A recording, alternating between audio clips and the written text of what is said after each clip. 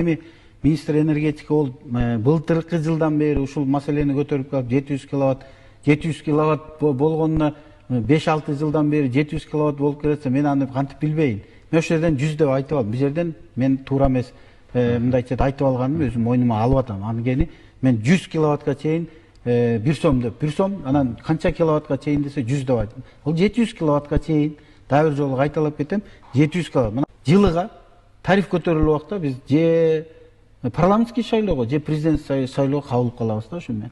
Ошону менен бүгүнкү күндө эгерде 10-жылдан бери инфляция менен эле ушинтип 23, 17, 15 тиын кошуп келгенде, бүгүнкү күндө 23-жылы электр энергия 1 сом 40 тиын турмак.